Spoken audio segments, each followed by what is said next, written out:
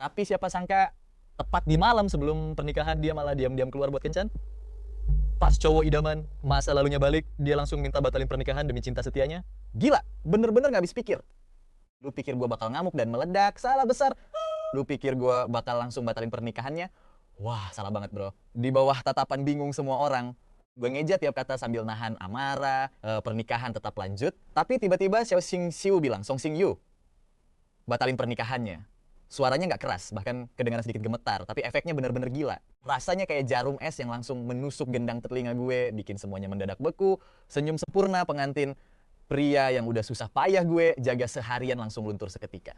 Waktu menunjukkan jam 11 lewat 7 menit siang. Tempatnya di Hotel Yunding, hotel paling mahal seantero kota, di aula terbesar, aula perjamuan Singhe.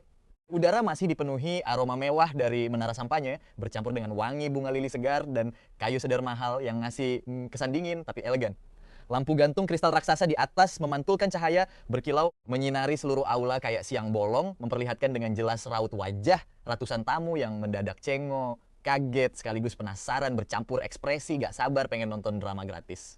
Sunyi, benar-benar sepi senyap, bahkan tim nih, musik gesek yang lagi mainin lagu pengiring di belakang kayak kena tombol jeda. Nada terakhir langsung putus di tengah jalan, menggantung di udara dengan ketegangan yang canggung banget. Gue berdiri tepat di ujung karpet itu. Cuman berjarak 3 langkah dari Xiao Xing Xiu. Gue pakai tuxedo hitam yang pas banget di badan.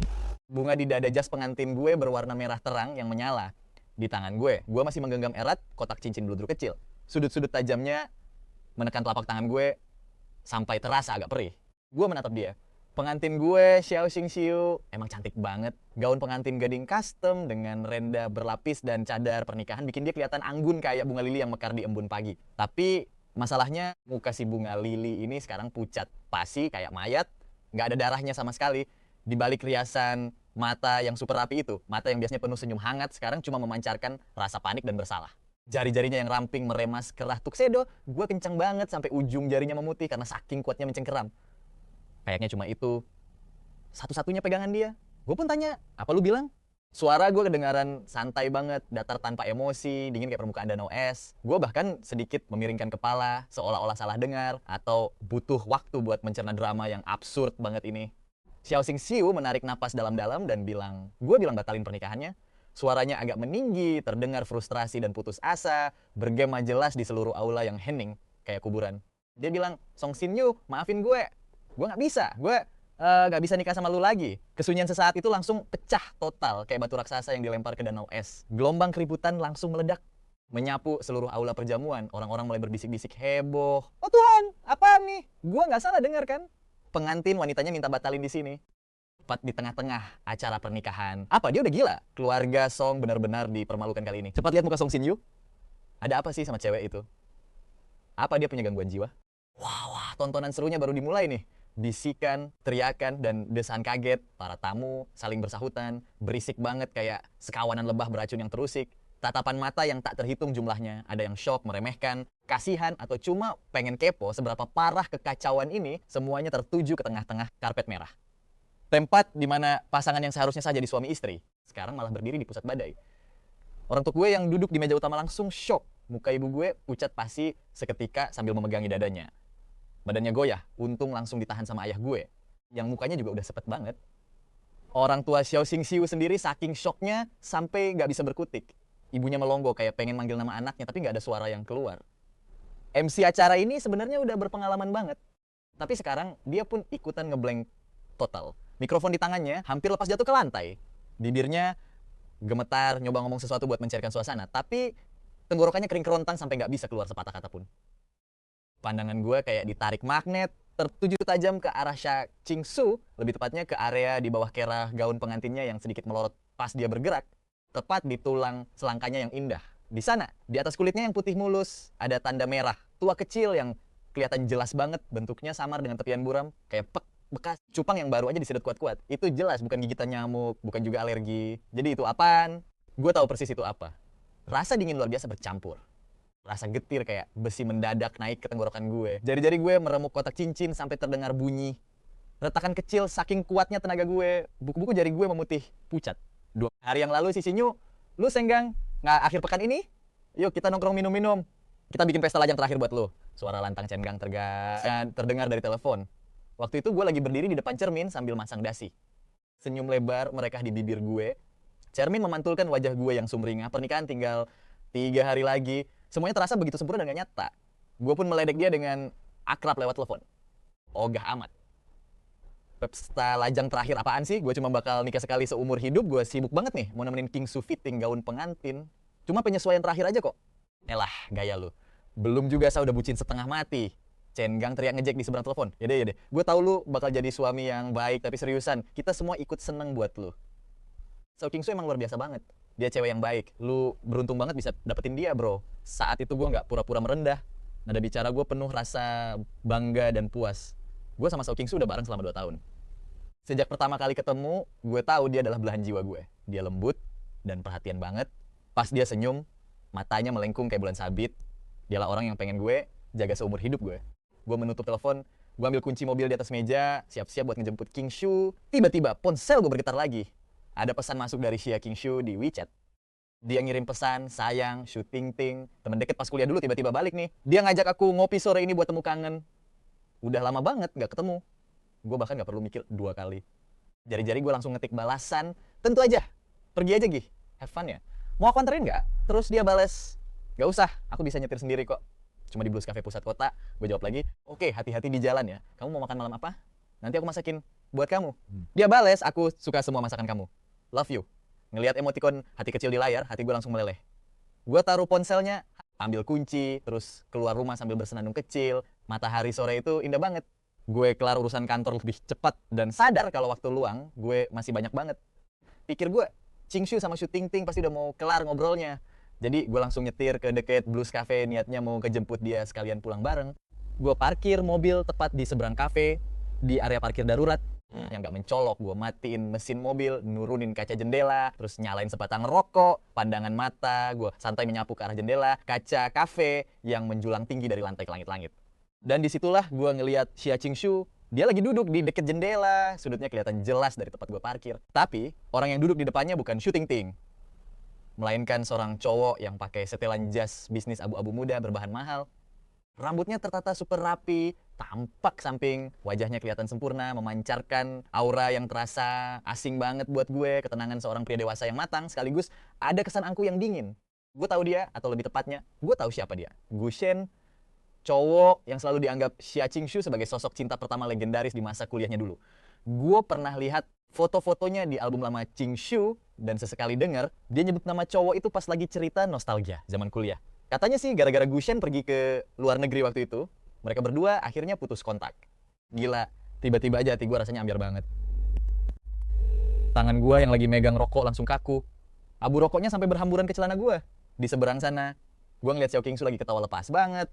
Bukan senyum malu-malu kucing yang biasa dia kasih ke gue, tapi ketawa yang lepas banget. Senyumnya cerah banget. Kayak anak gadis yang lagi kasmaran parah. Matanya berbinar-binar, natap cowok di depannya dengan penuh cinta. Tangannya bahkan tanpa sadar lagi ngaduk kopi pakai sendok kecil. Terus gua ngelihat Gu Xian ngomong sesuatu. Xiao King Su langsung nunduk dikit dan mukanya merona merah muda. Brengseknya si Gu Xian tiba-tiba ngangkat tangannya terus dengan santai banget nyelipin rambut nakal yang nutupin pipi King Su ke belakang telinganya. Dan gila, Xiao King Su sama sekali nggak ngehindar. Sementara gue cuma bisa duduk di dalam mobil, kehalang jalanan sama kaca jendela kafe yang tebal. Gue emang gak bisa dengar mereka ngomong apa, tapi gestur-gestur kecil itu, ekspresi mereka berdua itu bener-bener kayak jarum es yang nusuk langsung ke mata gue. Sakit banget. Gue langsung ngisap rokok gue dalam-dalam, asap yang pekat langsung hantam paru-paru gue, bikin gue batuk-batuk parah. Gue matiin rokok itu, langsung starter mobil. Suara ban berdecit keras banget ngegesek, aspal bising parah. Gue langsung tancap gas, putar balik, dan cabut dari sana detik itu juga. Gue gak langsung pulang ke rumah, gue cuma muter-muter gak jelas keliling kota. Semua jendela gue buka lebar-lebar. Angin awal musim gugur langsung masuk, dingin banget, tapi tetap aja gak bisa ngedinginin dada gue yang udah panas membara. Ataupun rasa takut yang terus berkecamuk di dalam diri gue. Pas jam 7 malam lewat, Xiao King Su akhirnya pulang. Begitu dia buka pintu, mukanya masih kelihatan santai dan bahagia banget. Wah, yang lagi bahagia udah pulang nih. Gua ngomong gitu sambil duduk di sofa pura-pura baca majalah tanpa ngeliat dia sama sekali. Suara gua datar banget. Sok-sok gak ada masalah. Nah, setelah Xiao King Su ganti sepatunya, dia langsung nyamperin gua dengan ceria. Di situ tercium aroma kopi yang samar, tapi ada bau lain yang mencurigakan. bau parfum cowok yang seger, yang jelas-jelas bukan punya dia. Dia terus nunduk meluk leher gua dari belakang, sambil nempelin pipinya ke pipi gua dengan manja. Dia bilang, kamu udah nunggu lama ya, tadi seru banget ngobrol sama shooting ting, sampai aku lupa waktu. Sontak tubuh gua langsung kaku seketika, tapi gua coba tahan. Gua tutup majalah itu, terus noleh ke arah Xiao Qingsu yang lagi senyum manis banget di samping gua. Mukanya segar banget kayak bunga baru mekar, matanya berbinar-binar, binar mata yang sama yang bikin gua kepikiran seharian. Binar mata yang cuma muncul pas dia lagi sama si bajingan Gusian. Gua nanya, ngobrolin apa sih sampai seseru itu? Suara gua masih gua bikin sesantai mungkin, bahkan sambil tersenyum tipis.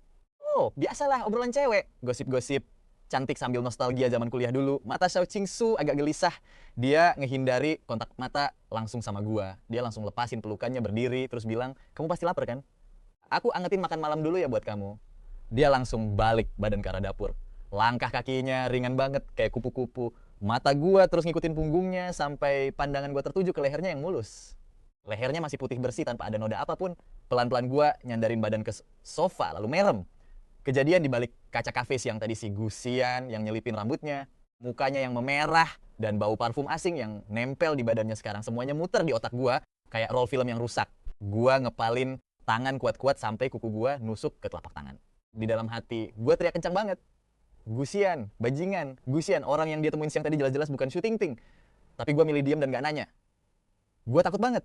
Takut kalau kenyataan pahit itu bakal hancurin kedamaian semu ini. Lagian pernikahan kami tinggal 3 hari lagi. Undangan udah disebar, keluarga sama teman-teman udah dikabarin, hotel, dekorasi, baju pengantin, semuanya udah siap 100%. Gua nggak bisa nanya, gua berani. Gua terpaksa percaya sama omong kosongnya kalau dia baru aja bersenang-senang sama shooting ting.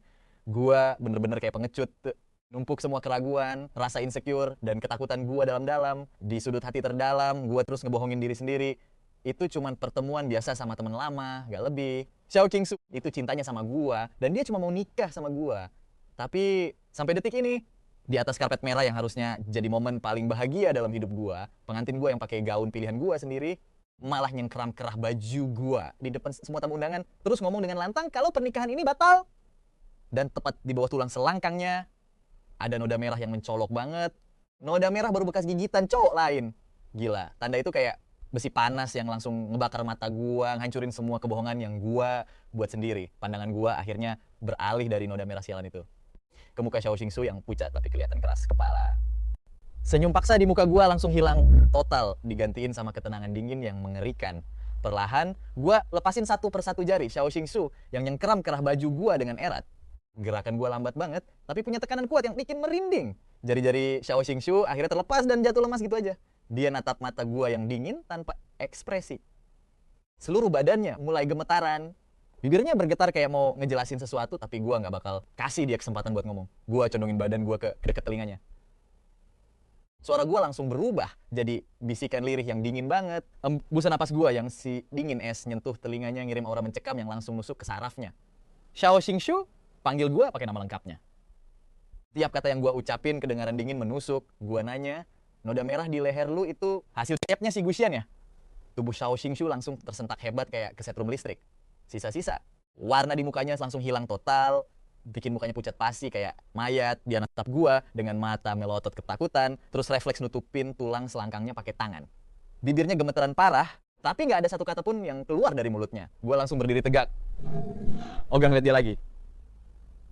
Gua balik badan natap para tamu undangan yang tadinya hening sunyi. Sekarang mulai gaduh berisik banget. Para undangan pada ngelihatin gua dengan tatapan yang campur aduk. Gua bahkan sempat-sempatnya benerin dasi kupu-kupu gua yang agak miring. Gara-gara tarikan tadi, gerakan gua tenang banget, bahkan kelihatan elegan yang bikin merinding. Terus gua ngangkat kepala gua tinggi-tinggi, natap ke sekeliling aula pernikahan. Tiba-tiba senyum tipis mulai ngembang di muka gua secara perlahan. Senyum dingin tanpa kehangatan sedikit pun, mirip kayak es yang mulai retak di danau beku. Gua ambil mikrofon yang dijatuhin sama pembawa acara tadi. Jari gua nyentuh body besi mic yang dingin itu. Hadirin sekalian, suara gua langsung menggema lewat pengeras suara di seluruh aula. Suara gua kedengaran jelas dan mantap, tenang banget, sampai bikin bulu kuduk merinding. Gua lanjutin. Saya bener-bener minta maaf karena udah bikin Anda semua menyaksikan lelucon murahan. Kayak gini. Gua jeda sebentar. Pandangan gua menyapu seluruh ruangan sekali lagi. Gua ngelihat muka orang tua gua yang shock dan sedih banget. Gua ngelewatin Xiao Qingsu Gua ngeliat muka orang tuanya yang nanggung malu luar biasa, terus ke teman-teman gua kayak Chen Gang yang kelihatan khawatir dan marah, dan akhirnya pandangan gua tertuju ke sudut ruangan yang agak sepi, tempat di mana sesosok cowok baru aja berdiri. Kelihatannya dia berniat buat kabur diam-diam. Ya, dia adalah Gusian. Cowok berjas abu-abu muda dengan aura karismatiknya, tapi mukanya saat ini kelihatan kaget dan salah tingkah yang coba dia sembunyiin. Dia pasti nggak nyangka kalau Xiao Xingsu bakal nekat bikin kekacauan di hari pernikahan ini. Tatapan mata gue saat ini kayak pisau es yang nusuk tepat ke arah Gusian. Suara gue terdengar jelas lewat mikrofon, penuh dengan nada dingin dan sindiran tajam yang nggak ditutup-tutupi. Pernikahan hari ini pasti bakal jadi lelucon yang nggak bakal pernah dilupain. Jari-jari gue makin kencang yang kena mikrofon sampai buku jari gue memutih lagi. Sudut kotak cincin di saku celana gue nusuk ke telapak tangan gue. Ngasih rasa sakit yang nusuk sampai ke ulu hati, tapi justru rasa sakit ini yang malah bikin kekacauan di kepala gue langsung reda seketika. Otak gue mendadak jadi encer dan dingin banget. Gue natap tajam ke arah Gusian. Natap cowok bajingan yang berani ngasih tanda kepemilikan di tubuh calon pengantin gue. Natap cowok yang udah ngancurin hari paling berharga dalam hidup gue. Senyum dingin di bibir gue pun makin lebar. Bener-bener kelihatan jelas banget. Tapi nggak apa-apa. Suara gue emang gak keras, tapi punya penekanan yang mutlak menggema di aula yang hening sunyi itu. Gue bilang, karena drama yang sebenarnya baru aja dimulai. Di Cafe Blues, alunan musik jazz yang lembut mengalun pelan di udara. Suasananya dipenuhi sama aroma biji kopi panggang yang harum, bercampur manisnya berbagai macam kue pastry. Sinar matahari menembus jendela kaca raksasa dari lantai hingga langit-langit, ninggalin berkas cahaya di atas meja kayu yang mengkilap. Di dekat jendela itu, Xia Qingxu lagi duduk santai, jemarinya. Tanpa sadar, dia ngusap pinggiran cangkir kopi hangatnya. Di depannya, Gusian lagi nyandar santai di sofa empuk. Setelan abu-abu mudanya bikin bahu tegapnya kelihatan makin kokoh dan gagah banget. Ada senyum tipis penuh makna di sudut bibirnya. Tatapannya tertuju ke wajah Xia Qingxu, nunjukin rasa kagum yang gak ditutup-tutupi. Setelah sekian lama gak ketemu, dia bilang, aku beneran gak nyangka bisa ketemu kamu lagi. Suara Gusian tuh berat, anget, dan merdu banget, mirip alunan selo. Dia manggil, Qingxu, kamu sama sekali gak berubah ya? Masih tetap cantik sampai bikin orang gak bisa berpaling. Dia sengaja banget jeda sebentar sambil matanya bebas mandangin wajah si cewek. Detak jantung Xia Qingxu langsung copot dong. Pipinya langsung memerah hangat. Tanpa sadar, dia langsung buang muka, ngehindarin tatapan yang terlalu frontal itu. Dia bilang, tapi kamu malah banyak berubah banget. Dia ngangkat cangkir kopinya terus diminum dikit buat nyembunyiin rasa saltingnya yang kelihatan banget. Gusian ketawa kecil terus bilang, maksud kamu aku kelihatan lebih dewasa kan? Dia agak condongin badan ke depan biar makin deket. Dia bilang, setelah bertahun-tahun di luar negeri, masa nggak ada kemajuan sih? Tapi tiba-tiba nada bicaranya langsung berubah drastis. Matanya mendadak kelihatan dalam banget, misterius gitu. Dia lanjut ngomong, tapi ada hal-hal yang udah mendarah daging di hidupku. Hal itu nggak bisa diubah, sama kayak perasaanku tiap kali ngeliat kamu. Waduh, Xia Qingxu yang denger itu langsung megang cangkirnya makin kencang. Kata-katanya emang menjurus banget, bro. Dia langsung nunduk ngelihatin cairan coklat pekat di cangkirnya. Gusian, jangan bercanda kayak gitu lagi deh. Aku kan mau nikah. Gusian nanggapin dengan santai banget. Aku tahu kok. Dia juga ngebahas soal undangan itu. Aku udah dapet undangannya. Dia ngangkat cangkir kopinya, nunjukin jari-jarinya yang lentik, undangan yang cantik banget. Pengantin prianya Song Sin Yu ya, nama yang bagus. Nada bicaranya yang lewat santai seolah gak peduli dan gak ada hubungannya sama dia, malah bikin hati Xia Qingxu bergetar aneh. Dia pikir si cowok bakal ngomong sesuatu, entah ucapan selamat yang formal atau sedikit rasa nyesel. Tapi ternyata nggak tuh. Kayak lagi menilai barang berharga yang pernah dia punya, tapi sekarang mau pindah tangan. Gusian nasu cangkirnya dan nanya dengan muka datar, dia memperlakukanmu dengan baik. Iya, baik banget. Xia Qingxu langsung jawab cepat dengan nada super yakin. Seolah-olah dia pengen banget ngebuktiin sesuatu. Dia bilang, kita udah bareng selama 2 tahun. Dia perhatian banget dan super sabar sama aku. Gusian cuma bilang, ya baguslah kalau gitu. Wajah Gusian tetap tentang, tanpa ada celah di balik topeng ramahnya. Dia ngangguk sambil berkata, gak gampang emang nyari orang yang bisa tulus sama kamu. Dia diam sebentar, lalu tatapannya beralih ke jari manis Xia Qingxu. Tempat cincin tunangan berlian yang cantik melingkar di sana.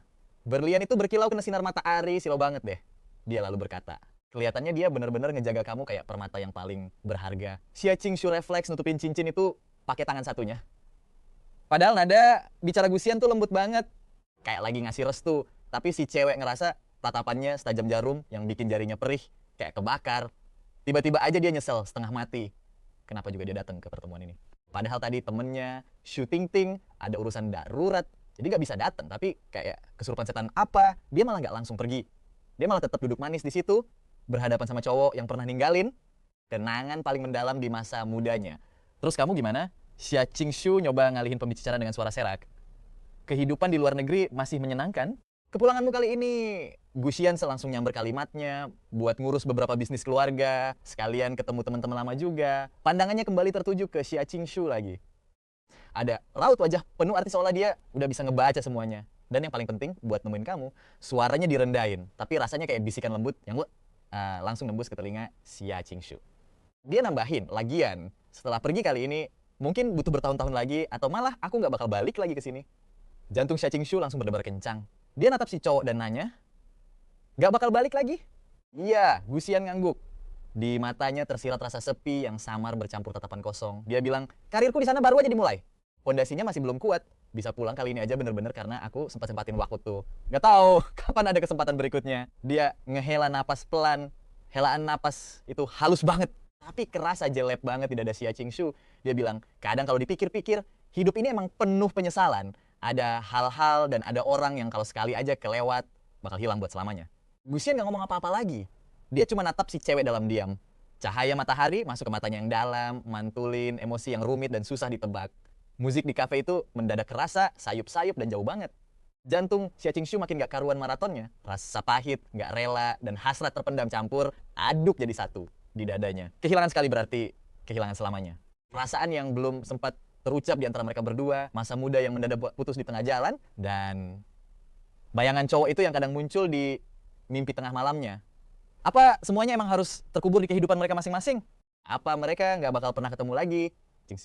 Suara Gusian terdengar lagi, sengaja dibuat lembut dan lirih. Dia bilang, "Mulai besok, kamu bakal jadi pengantin orang lain." Dia ngulurin tangan, ujung jarinya ngelus lembut punggung tangan Xia Qingshu yang ada di atas meja.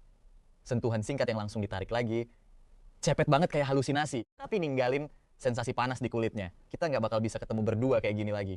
Ujung jarinya kerasa agak dingin. Pas nyentuh punggung tangannya, Xia Qingshu ngerasa kayak ada aliran listrik yang nyengat seluruh tubuhnya. Dia kayak dan langsung narik tangannya balik. Dia dongak dengan panik, matanya ketemu sama tatapan Gusian yang misterius banget. Apa sih isi pikiran cowok itu? Apa itu penyesalan, kenangan masa lalu, atau malah ajakan terselubung? Xia Qingshu mau ngomong, tapi tenggorokannya rasanya tersumbat dan pahit banget. Otaknya mendadak ngeblank parah. Logikanya udah teriak-teriak, minta dia buat kabur sekarang juga. Tapi badannya malah kayak dipaku di kursi itu. Kalimat, "Kita nggak bakal bisa ketemu berdua kayak gini lagi," terus terngiang-ngiang di kepalanya kayak kutukan.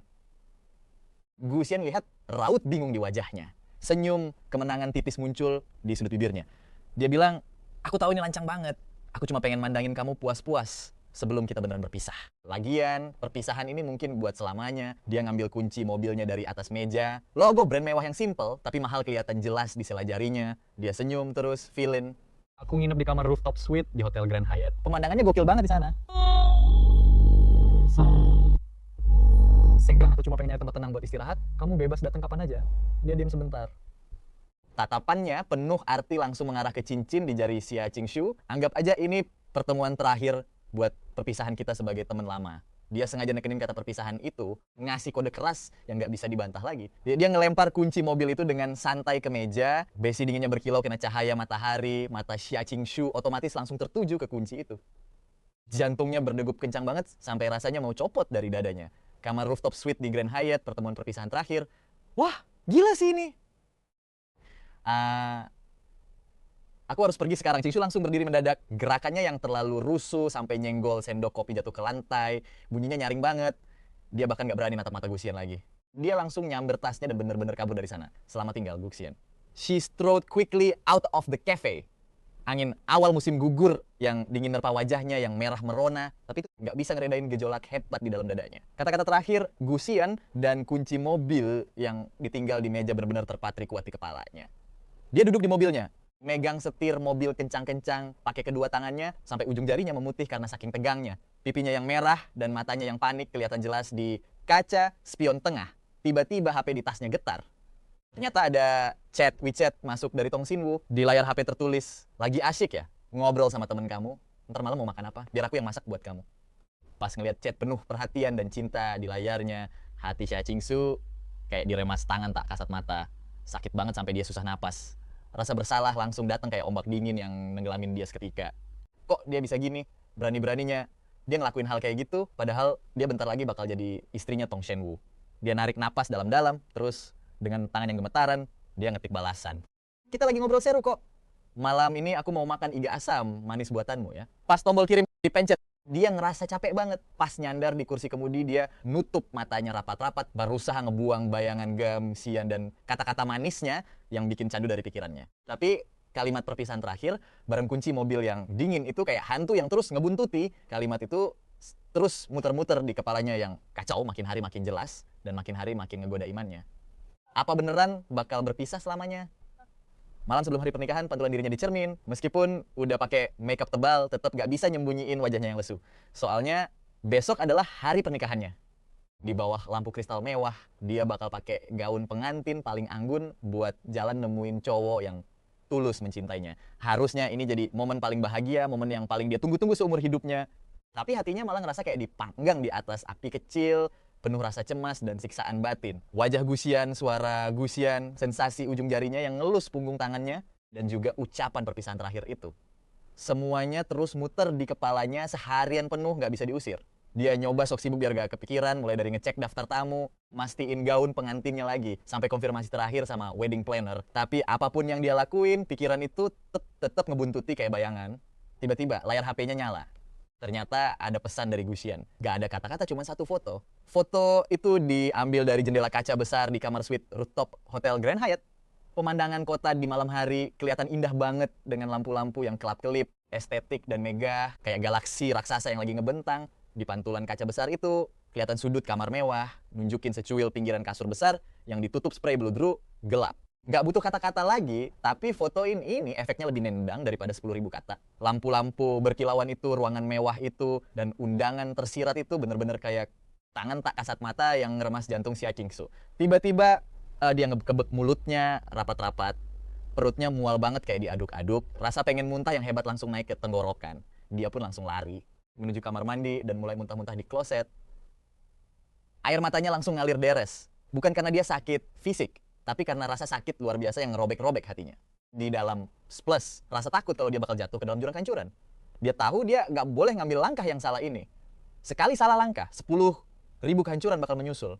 Padahal dia sayang sama Tong Shenwu. Dia juga nggak sabar buat nikah. Tapi gimana sama Gusian? Kowok yang udah ninggalin jejak paling dalam di masa mudanya. Kowok yang sebentar lagi bakal hilang dari hidupnya buat selamanya. Kata-kata perpisahan selamanya itu kayak pisau tumpul yang nyayat-nyayat saraf halusnya. Qingsu, kamu kenapa? Ada yang nggak enak badannya? Suara cemas. Tong Shenwu terdengar dari luar.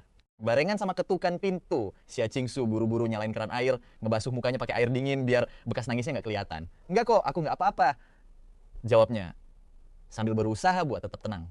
Dia bilang kayaknya aku cuma agak gugup aja, makanya perutku agak nggak enak. Perlu obat nggak? Atau mau aku ambilin air hangat? Suara Tong Shenwu kedengaran khawatir banget. Gak usah, beneran ya gak usah. Xia Qingsu hampir teriak dengan nada agak ketus yang bahkan gak dia sadari sendiri. Dia bilang, aku cuma mau cuci muka aja kok, ntar juga mendingan.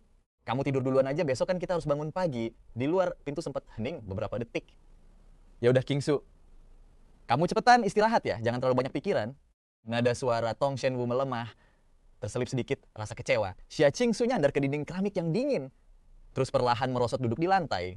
Dinginnya lantai nembus baju tidur tipisnya. Tapi tetap nggak bisa ngedinginin api yang membara di hatinya.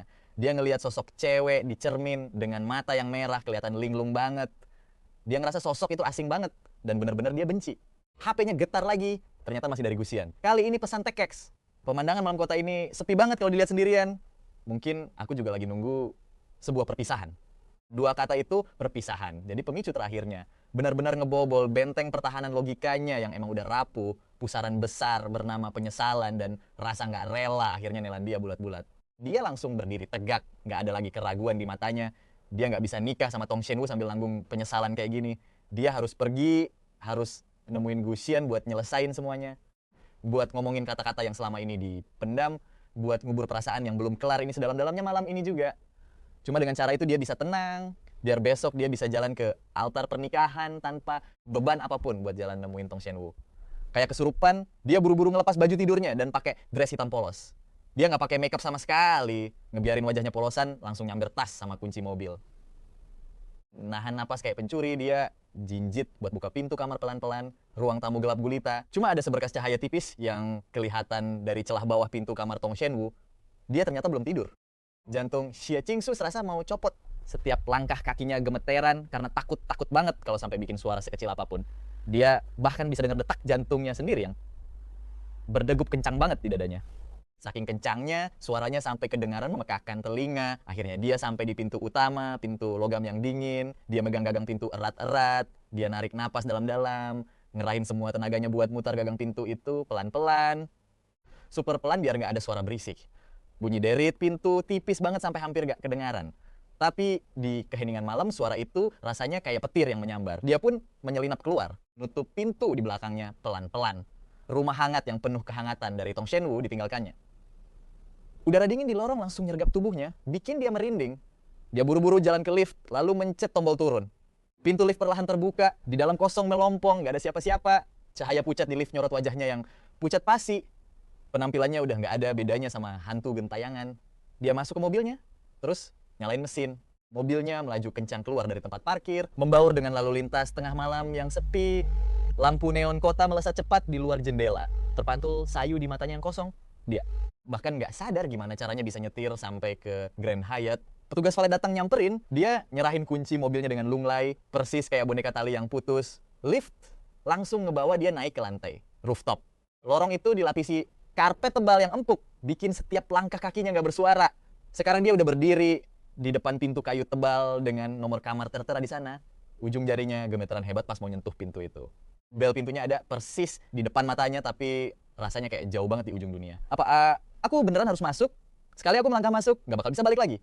Wajah Tong Shenwu, senyum tulusnya, cara kikuknya pas masak iga asam manis buat dia, tangannya yang keringatan, saking gugupnya pas ngelamar dia. Semua memori itu melintas cepat di matanya, rasanya kayak belati panas yang nusuk jantungnya dalam-dalam. Enggak, aku nggak bisa. Tiba-tiba dia balik badan, niatnya mau kabur saat itu juga. Tapi pintu tebal di depannya terbuka tanpa suara. Gusian berdiri di sana. Dia udah ganti baju pakai jubah mandi sutra warna gelap. Kera jubahnya agak terbuka, nunjukin sebagian dada bidangnya yang atletis. Kayaknya dia baru selesai mandi, rambutnya masih agak basah, ngeluarin aroma segar sabun mandi. Dia natap Xie Qingsu yang berdiri linglung di luar pintu dengan wajah pucat pasi kayak mayat. Gak ada ekspresi kaget sama sekali di mukanya, cuman ekspresi tenang dengan sedikit senyuman tipis, seolah-olah dia udah bisa nebak semuanya. Gusian tersenyum terus berkata, "Kamu akhirnya datang." Suaranya kedengaran berat dan lembut, kayak udah nunggu lama banget. Dia pun geser ke samping, ngasih isyarat biar dia masuk. Di dalam ruangan, cahayanya hangat, kecium aroma parfum mahal yang lembut, lengkap dengan pemandangan malam kota yang estetik parah di luar jendela. Si King Xingsu cuma bisa berdiri matung di ambang pintu kayak patung es.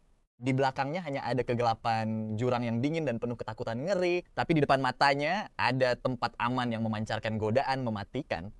Dia menatap jauh ke dalam mata Gusian, mata yang seolah-olah bisa melihat menembus setiap jiwa. Pas melihat senyum penuh keyakinan di bibir cowok itu, benteng pertahanan terakhir di dalam dirinya akhirnya runtuh.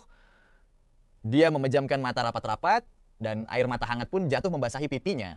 Setelah itu, dia melangkah maju. Kayak masuk ke dalam mimpi buruk yang gak ada jalan keluarnya. Dia melewati pintu itu. Pintu berat di belakangnya perlahan tertutup tanpa suara, memisahkan dia dari dunia luar, dan menutup semua jalan buat balik. Di aula perjamuan Jinghe, waktu rasanya kayak berhenti di bawah lampu kristal raksasa yang memancarkan cahaya dingin, bikin bayangan si cowok dan si cewek di atas karpet merah kelihatan panjang dan meliuk aneh. Senyum dingin di muka gua kayak topeng besi. Cara gua melepaskan satu persatu jari Xie Qingsu itu pelan, tapi pasti rasanya kayak ritual yang bikin merinding. Pas gua mendekat buat membisikkan sesuatu di kupingnya, muka Xie Qingsu langsung pucat pasi, penuh ketakutan. Refleks dia yang langsung menutup bagian tulang selangkangnya itu kayak petir di siang bolong buat para tamu yang lagi menahan napas. Boom! Setelah keheningan yang mencekam, langsung pecah bisik-bisik tetangga. Orang-orang mulai bergunjing gak henti-hentinya. Maksudnya apa coba? Tanda apaan? Ya ampun, jangan-jangan di leher pengantin wanita. Lihat tuh, Xie Qingsu menutup lehernya. No way. Padahal baru mau nikah loh. Gak tahu, malu banget sumpah. Kasian si Tang Xinwu. Siapa juga yang kepikiran mau lanjut nikah sekarang? Suasana langsung ricuh parah kayak air mendidih. Langsung meledak begitu aja. Ada yang menghina, syok, kasihan. Dan ada juga yang malah senang di atas penderitaan orang lain. Semua pandangan itu kayak panah beracun yang barengan mengarah ke tengah karpet merah, tempat Xie Qingsu berdiri gemetaran. Dia mencengkeram tulang selangkangnya kuat-kuat. Badannya gemetaran kayak daun ditiup angin. Air matanya mengalir deras kayak hujan. Tapi dia tetap menggigit bibirnya kencang-kencang, nggak berani mengeluarkan suara keluhan sedikit pun. Rasa malu yang luar biasa, rasanya mau menelan dia bulat-bulat. Sia Sinyue, anakku, ibu Sia akhirnya menangis histeris. Dia berjalan sempoyongan mau lari ke karpet merah, tapi langsung ditahan sama ayah Sia yang mukanya juga udah pucat pasi dengan bibir gemetaran, berusaha sekuat tenaga buat menahan istrinya. Tenang. Tolong semuanya tenang sedikit. MC-nya akhirnya bisa bersuara juga. Dia buru-buru maju buat menenangkan situasi. Suaranya kering dan gemetaran. Pasti ini cuma salah paham. Semuanya tolong diam dulu, tolong tenang sedikit. Dia melambai-lambaikan tangannya dengan panik, tapi sia-sia karena suaranya tenggelam di tengah keributan aula. Gue langsung tertawa lepas. Salah paham, gue langsung berdiri tegak. Tatapan mata gue yang setajam es batu langsung menusuk ke arah si MC. Senyum dingin di bibir gue makin lebar. Gue bahkan gak sudi lagi melihat Sia Sinyue. Kayak dia tuh cuma sampah kotor yang harus dibuang. Gue pun memutar wajah menghadap ke arah para tamu. Mata gue langsung mengunci satu sudut dengan tepat, tempat di mana ada satu sosok yang lagi coba-coba kabur diam-diam. Gusian, Kaksian. Suara gue menggema lewat mikrofon, terdengar lantang dan jelas, penuh dengan sindiran tajam yang gak ditutupi, menggema di seluruh aula perjamuan. Gue bilang, dramanya kan belum selesai. Kenapa buru-buru amat mau pergi? Detik itu juga, semua mata langsung tertuju ke Guxian. Dia memakai setelan jas gelap yang pas banget di badannya, tinggi tegap, memancarkan aura cowok elit. Tapi sekarang, dia malah jadi bahan tertawaan semua orang. Dia langsung mematung. Muka santai yang biasanya dia pajang langsung retak. Alisnya agak berkerut. Dia menatap gua dengan pandangan memperingatkan sekaligus ada rasa bingung yang tersirat. Kaktong. Suara Gusian masih cukup tenang, tapi kesombongan yang biasanya ada sekarang lenyap total. Dia bilang, ini urusan pribadi antara lu sama Nona Sia. Kayaknya lebih baik gua gak usah ikut campur. Si brengsek ini masih sok-sokan mau bersikap sopan. Lebih baik gak usah ikut campur. Gua denger itu berasa kayak denger lelucon paling konyol sedunia. Gua tertawa kecil. Suara tawa yang dinginnya menusuk tulang. Gua bilang, pas lu meninggalkan kenang-kenangan di tubuh tunangan gua, kok lu gak mikir kalau lu gak boleh ikut campur? Gua sengaja menekankan kata kenang-kenangan. Tatapan gua langsung tertuju penuh arti ke arah tulang selangka yang lagi ditutupi rapat sama Xiao Qingsua. Muka Gusian langsung kelihatan jelek banget, matanya menatap tajam penuh amarah. Tapi di detik berikutnya, Tong Xinwu, cukup ya? Xiao Qingsua berteriak histeris, seolah kalimat tadi baru aja menusuk jantungnya dan menghancurkan sisa harga dirinya yang terakhir. Dia tiba-tiba mendongak dengan air mata yang terus mengalir deras. Suaranya melengking, pecah karena emosi. Dia menjerit, gua yang salah, gua yang menemui dia, gua emang cewek murahan. Dia nggak ada hubungannya sama semua ini. Kalau lu mau maki-maki orang, maki gua aja. Berhenti bikin rusuh dan mempermalukan diri lu sendiri di sini. Mempermalukan? Gua langsung menoleh cepat. Tatapan gua kayak dua bilah pisau panas yang menusuk tepat ke muka Xiao Qingsua. Ketenangan gua akhirnya runtuh, memicu amarah yang membara dari dalam dada, siap buat membakar habis semuanya. Gua bicara sambil mengertakkan gigi Xiao Qingsua. Jadi sekarang lu baru tahu rasanya malu. Pas lu merangkak naik ke kasurnya dia. Kenapa lu nggak merasa malu? Lu pakai gaun pengantin yang gua beli pakai uang gua sendiri, berdiri di sini dan minta batalin pernikahan kita. Kenapa waktu itu lu nggak merasa malu? Suara gua agak gemetar menahan puncak amarah gua. Setiap kata yang gua ucapkan kayak pecahan es beracun yang menusuk langsung ke Xiao Qingsua dan menusuk telinga setiap tamu yang hadir. Seluruh ruangan kembali sunyi senyap dan mencekam, cuma menyisakan suara tangis histeris Xiao Qingsua yang udah nggak bisa ditahan lagi. Tong Xinwu, tenang dulu bro. Chen Gang dan beberapa teman dekat gua udah nggak tahan lagi melihat situasi ini dan langsung lari ke karpet merah, memegangi lengan gua kuat-kuat, takut gua bakal nekat melakukan hal ekstrem. Ibu kenapa? Jeritan panik adik gua terdengar dari meja utama. Ibu gua memegangi dadanya, mukanya pucat pasi, beliau langsung pingsan dan ambruk ke pelukan ayah gua. Beliau jelas nggak kuat menahan shock seberat ini. Beliau pingsan. Ayah gua sambil memegangi istrinya, mendongak dengan mata penuh kepedihan dan amarah yang luar biasa, menatap tajam ke arah gua dan cewek di atas panggung yang udah menghancurkan pernikahan ini. Suasana benar-benar kacau balau. Tangisan, teriakan, adu mulut, bisik-bisik panik terdengar riuh kayak panci mendidih yang kecau. Bawah, dia keluar. Gua menarik napas dalam-dalam, berusaha menahan amarah yang meluap-luap di dada. Suara gua terdengar serak pas ngomong ke Chen Gang, tapi mata gua tetap tertuju tajam ke Guxian. Gak goyah sedikit pun. Kayak predator yang udah mengunci mangsanya, Chen Gang dan teman gua yang lain langsung membopong dan menyeret Sia Qingsu yang udah lemas tak berdaya ke ruang tunggu sebelah. Sia Qingsu kelihatan kayak boneka rusak yang kehilangan jiwanya, membiarkan mereka menyeretnya pergi dengan air mata yang terus mengucur. Gua nggak peduli lagi sama kekacauan di bawah ataupun ibu gua yang lagi pingsan. Gua melangkah maju, selangkah demi selangkah, memancarkan tekanan yang bikin napas sesak, langsung mengarah ke Guxian yang berdiri di pojokan. kerumunan orang, langsung refleks minggir buat memberi gua jalan. Gusian melihat gua mendekat dengan tatapan mata kayak iblis dari neraka. Ketenangan di mukanya akhirnya runtuh total. Dia refleks mundur selangkah, berusaha sok tegar, tapi suaranya gemetaran. Song Shinwa, lu mau ngapain? Ini tempat umum ya? Tempat umum? Gua berhenti tepat 1 langkah di depannya. Tinggi kita sejajar. Tatapan mata kami beradu sengit di udara. Percikan emosi langsung meledak. Pas lu menandai tunangan gua di depan umum, kenapa lu nggak mikir kalau itu tempat umum? Suara gua berubah jadi geraman rendah, tapi setiap kata setajam pisau, membawa hawa membunuh yang pekat. Lu jangan berani-berani memfitnah gua ya? Muka Gusian langsung pucat pasi.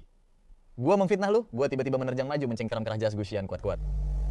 Gerakan gua secepat kilat dengan tenaga yang luar biasa kuat. Gusian yang gak siap langsung tertarik maju sampai sempoyongan jas mahalnya kusut dalam cengkeraman gua. Lu mau ngapain? Lepasin! Gusian ketakutan sekaligus murka. Dia meronta-ronta. Ngapain? Gua mendekatkan muka gua ke mukanya. Hidung kami hampir bersentuhan. Mata gua yang dipenuhi dendam membara. Dan niat membunuh yang dingin bikin Gusian merinding sampai ke tulang. Gusian, dengar baik-baik. Suara gua mendesis dari sela-sela gigi. Setiap kata yang keluar penuh dengan racun mematikan. Semua barang yang udah lu sentuh bakal gua hancurin sendiri. Satu demi satu, pelan-pelan banget. Tiba-tiba gua lepas cengkeraman gue. Dorongannya kuat banget sampai Gusi sempoyongan mundur beberapa langkah sebelum akhirnya bisa berdiri tegak. Mukanya langsung merah padam, terus berubah jadi pucat pasi. Rambutnya yang tadinya rapi klimis sekarang acak-acakan. Asli, dia kelihatan mengenaskan banget. Gue nggak sudi lagi ngelihat dia. Seolah satu lirikan aja bakal bikin mata gue kotor. Gue balik badan. Pandangan gue menyapu seluruh aula pernikahan yang kacau dan hening mencekam, ngelewatin muka bokap nyokap gue yang kelihatan sakit hati, ngelewatin tatapan cemas dari teman-teman dekat gue, dan akhirnya berhenti di pintu ruang tunggu yang tertutup rapat.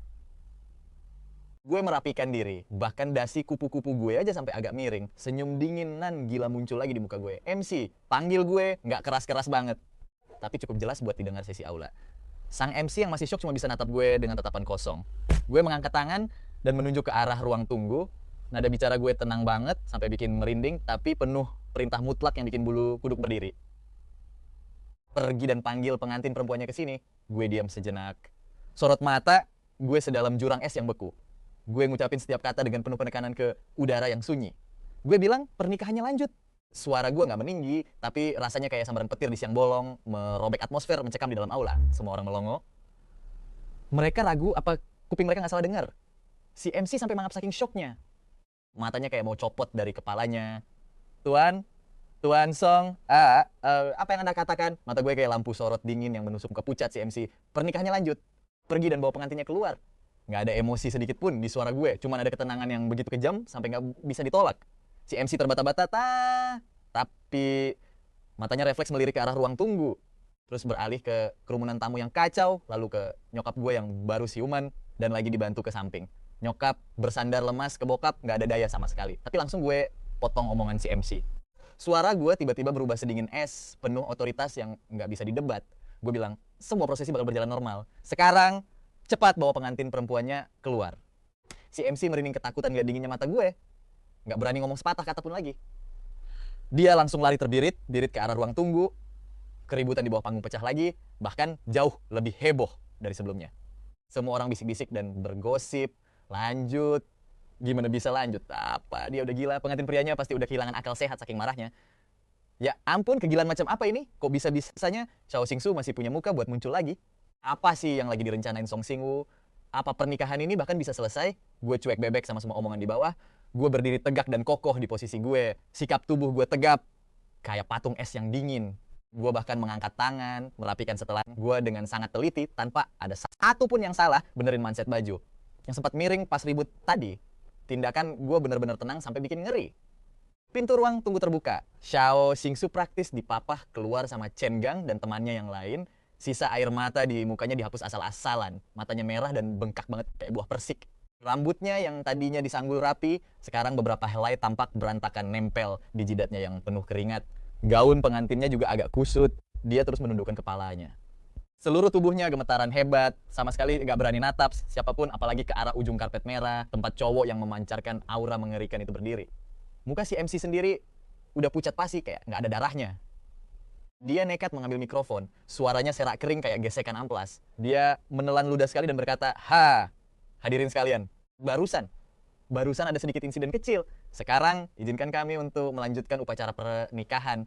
Saya persilakan pengantin pria dan wanita untuk bertukar cincin kawin. Musik pun mulai berbunyi lagi. Masih lagu pengiring pengantin yang biasa didengar, tapi sekarang melodi yang seharusnya khidmat dan sakral itu malah berubah. Ya. Kalau lu berani nyentuh, lu harus bayar mahal buat itu. Gua melangkah makin deket perlahan-lahan, suara gua makin rendah, membawa aura dingin dan niat busuk yang bisa bikin bulu kuduk siapa aja merinding. Gua bilang, Bagian tubuh manapun yang lu sentuh dari dia, bakal gua hancurin bagian itu dari badan lu. Buat setiap tetes air mata yang lu bikin dia keluarin, gua bakal bikin lu berdarah di setiap sendi tubuh lu, Gusian. Niat membunuh yang jelas dan kegilaan di mata gua langsung ngirim hawa dingin yang mengerikan ke tulang punggungnya. Dia refleks mundur setengah langkah, nabrak wastafel yang dingin. Lu gila! Lu mau ngapain? Ini negara hukum. Negara hukum. Seolah-olah gua baru aja denger lelucon yang paling konyol sedunia. Gua ketawa kecil. Suara tawa itu menggema di dalam toilet yang kosong. Terdengar benar-benar bikin merinding. Gua bilang, tenang aja. Gua taat hukum kok. Gua bahkan gak akan nyentuh lu seujung jari pun. Gua diam bentar. Senyuman gua berubah jadi kejam dan puas banget. Gua lanjut ngomong, gua cuma mau berdiri di sini dan ngeliatin lu. Ngeliatin semua hal yang selama ini lu banggain. Karier lu, reputasi lu, bahkan muka yang biasa lu pakai buat nipu cewek-cewek. Gua mau ngeliat semuanya hancur lebur, jadi abu sedikit demi sedikit tepat di depan mata gua. Gua mengulurkan tangan, bukan buat mukul dia, tapi seolah-olah lagi megang tumpukan sampah. Gua pakai ujung jari gua buat nyentuh pelanoda wine, cairan basah lengket di dada Gusian, sama kayak kemejanya. Suara gua terdengar ringan, tapi membawa tekanan seberat 1000 ton. Sekali kotor, nggak akan pernah bisa dicuci bersih lagi. Gua narik tangan gua balik, natap tajam ke arah Gusian. Muka dia udah pucat pasti karena marah campur takut. Ngeliat matanya yang dulu penuh kesombongan, sekarang cuma ada kepanikan total yang meluap-luap kayak lahar dingin. Dalam sekejap, hal itu langsung menjebol seluruh pertahanan di hati gua. Sensasi itu menyapu setiap sel di tubuh gua. Rasa puas luar biasa yang belum pernah gua rasain sebelumnya. Bahkan jauh lebih nikmat daripada tanda tangan kontrak senilai 100 juta dolar. Ini bikin darah gua mendidih lebih dari kesuksesan apapun yang pernah gua raih. Senyum di muka gua akhirnya bukan lagi sekadar topeng dingin, melainkan senyuman lebar yang penuh kepuasan, membawa percikan gila yang haus akan kehancuran. Gua bahkan gak sudi buat ngelirik si Gusian lagi. Kayak dia udah jadi mayat hidup yang gak bernyawa. Gua balik badan, ngadep cermin gede yang berkilau, terus rapi-rapi santai. Dasi sama manset, gua benerin sampai bener-bener rapi. Cermin itu mantulin muka gua yang ganteng, tapi kelihatan licik di mata gua. Ada api balas endem yang membara, ngeri tapi keren banget. Gua mandang diri gua sendiri di cermin, terus senyum puas banget. Seger banget rasanya. Abis itu gua buka kunci pintu toilet, langsung jalan keluar tanpa nengok ke belakang sekalipun. Gusian ditinggal gitu aja. Matung gak bisa berkutik. Dia cuma bisa melototin noda merah tua di dadanya lewat cermin. Mukanya langsung pucat pasi kayak kertas. Rasa merinding langsung naik dari telapak kaki sampai ke ujung kepala. Drama pernikahan konyol ini akhirnya kelar gitu aja. Dengan suasana aneh yang bikin sesak napas. Para tamu yang syok dan sibuk ngegosip langsung bubar kayak air surut. Ninggalin aula pertemuan galaksi dalam keadaan kacau balau. Lampu kristal raksasa yang ngegantung di atas masih nyala terang, tapi cuma nerangin tumpukan sampah kertas yang kotor, pecahan gelas, dan suasana dingin dari sisa-sisa hari bahagia yang hancur total. Orang tua, gua, dituntun keluar sama kerabat dan teman-teman. Muka nyokap gua pucat banget. Sebelum pergi, tatapannya ke gua bener-bener penuh rasa kecewa dan bingung. Sedangkan orang tua Shao Qingxuan, yang udah kepalang malu dan murka setengah mati, bahkan gak sudi ngelihat anak cewek mereka sama sekali. Mereka langsung pergi buru-buru dari tempat yang bikin mereka malu 7 turunan itu. Shao Qingxuan udah kayak boneka rusak yang kehilangan jiwanya. Dia dipaksa masuk ke kursi belakang mobil gua sama anak buahnya Chen Geng. Dia cuma bisa meringkuk di pojokan. Gaun pengantinnya udah berantakan dan kerudung pengantinnya udah entah hilang kemana. Mukanya penuh coretan, bekas air mata, tatapan matanya kosong, ngelihatin jalanan kota yang melesat cepat lewat jendela. Dia sama sekali nggak berani ngelihat ke arah cowok yang lagi memancarkan hawa dingin yang menusuk tulang di kursi kemudi. Gue cuma diam sepanjang jalan. Mobil melaju kencang banget sampai bikin ngeri. Bunyi decitan ban bergesekan sama jalanan terdengar keras.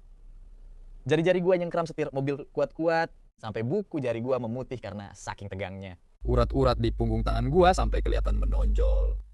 Kaca spion tengah mantulin rahang gua Yang mengatup rapat dan mata gue yang tajam. Menyala dengan amarah yang gelap. Mobil ini nggak menuju ke kamar pengantin yang penuh kemesraan yang udah kita siapin susah payah. Malahan, mobil ini langsung melesat ke properti gua yang lain, sebuah penthouse mewah di pusat kota. Tempat itu dingin dan sepi banget. Di balik jendela kaca raksasa yang membentang dari lantai sampai langit-langit, kelihatan pemandangan malam kota yang sibuk, tapi rasanya benar-benar mati dan dingin mencekam. turun. Suara gue dingin kayak besi, nggak ada anget-angetnya sama sekali. Qiao Qingsu buka pintu mobil kayak robot. Sepatu hak tingginya melangkah di atas lantai marmer yang dingin, nimbulin bunyi gema yang kosong. Dia sempat kesandung dan hampir jatuh. Gua nggak nolongin dia. Bahkan gua males banget buat sekadar balik badan. Gua langsung jalan lurus ke arah lift. Lift pun naik tanpa suara. Di dalam ruangan sempit itu cuma terdengar suara isak tangis tertahan Qiao Qingsu yang nggak bisa dia bendung. Gue berdiri ngebelakangin dia, punggung gue tegap banget, kayak patung tanpa nyawa. Pintu lift terbuka. Gue masukin kode sandi pintu. Pintu besi tebal itu pun bergeser terbuka tanpa suara. Gua melangkah masuk, lampu sengaja nggak gua nyalain. Di luar jendela kaca raksasa itu, lampu-lampu neon, kota mantulin bayangan-bayangan aneh ke dalam ruangan. Lepas semuanya. Suara gua bergema di ruang tamu yang kosong, dingin, tanpa emosi sedikit pun. Qiao Qingsu gemetaran. Dia ngelihat ke arah gua dengan ketakutan dan bilang, Song Xinwu. Gua langsung motong, gua bilang lepas pakaian itu. Lo nggak ngerti bahasa manusia, ha? Gua balik badan pelan-pelan. Di dalam kegelapan, mata gua kayak dua bintang dingin yang langsung ngunci pandangan ke dia. Gue bilang lepas gaun pengantin yang gue beliin buat lo itu. Suara gue nggak keras, tapi penuh tekanan yang bikin merinding sampai ke tulang. Gaun pengantin yang harusnya jadi simbol kesucian dan janji suci, sekarang di mata gue cuma jadi lambang pengkhianatan sama harga diri yang diinjak-injak. Tubuh Qiao Qingsu gemetar hebat kayak daun ditiup angin. Rasa malu yang luar biasa bener-bener bikin dia serasa mau mati. Dengan tangan gemetaran, dia nyoba buat raih resleting di punggungnya. Sentuhan logam dingin itu bikin ujung jarinya mati rasa. Dengan kaku dan susah payah, dia ngelepas gaun pengantin itu sedikit demi sedikit. Renda-renda dan sutra mahal itu jatuh ke lantai, numpuk di kakinya persik, kayak tumpukan sampah kotor yang dibuang gitu aja. Sekarang dia cuma pakai gaun tidur tipis, meringkuk kedinginan ditiup angin malam yang menusuk. Tangannya meluk badannya sendiri erat-erat. Tatapan mata gua kayak lampu sorot dingin yang meriksa setiap jengkal kulitnya, sampai akhirnya berhenti tepat di bawah tulang selangkangnya, di mana ada bekas tanda merah tua di sana. Tanda merah yang baru aja gue bongkar di acara pernikahan tadi. Selangkah demi selangkah gue ngedeket, bunyi sepatu pantofel gue di atas lantai yang mengkilap kedengaran jelas banget. Tiap ketukan langkah kaki gue, rasanya kayak lagi nginjek-nginjek jantungnya Qiao Qingsu. Dia mundur ketakutan sampai punggungnya mentok di kaca raksasa yang dingin itu. Udah gak ada jalan keluar lagi. Gue berdiri tegak di depannya. Bayangan tubuh tinggi gue menaungi dia di dalam kegelapan. Gue julurin tangan, bukan buat ngelus dia, tapi pakai ujung jari gue yang dingin.